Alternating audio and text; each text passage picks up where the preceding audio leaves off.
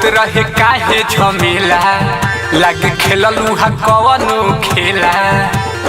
ये भौजी सुना रात होत रहे काहे झमेला लागे खेललू हा कवनो खेला।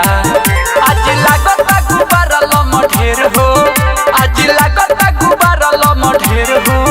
कवन भइल बाटे देही के मसाज तोहरो लगता ढोही भी ढेर हो। कवन भइल बाटे बॉडी के मसाज तोहरो लगता ढोही भी ढेर हो।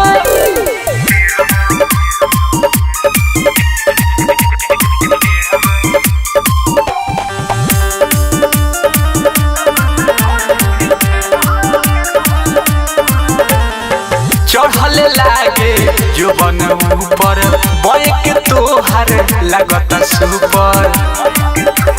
सुना चढ़ले लागे जो बन ऊपर बैक तोहर लगता super.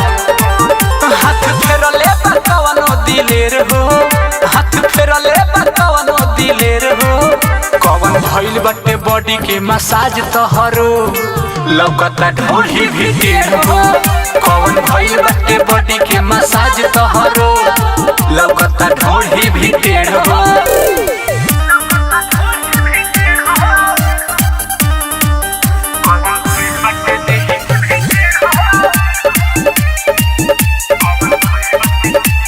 Music by Kundan Raj.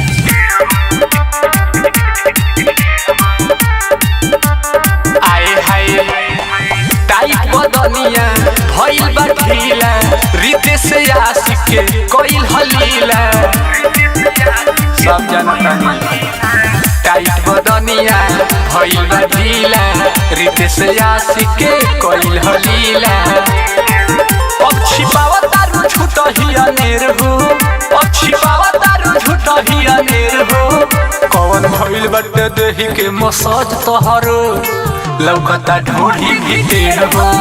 कवन भइल बाटे बॉडी के मसाज तोहरो लगता ढोढ़ी भी ढेर हो। Mix by Sakshi recording studio.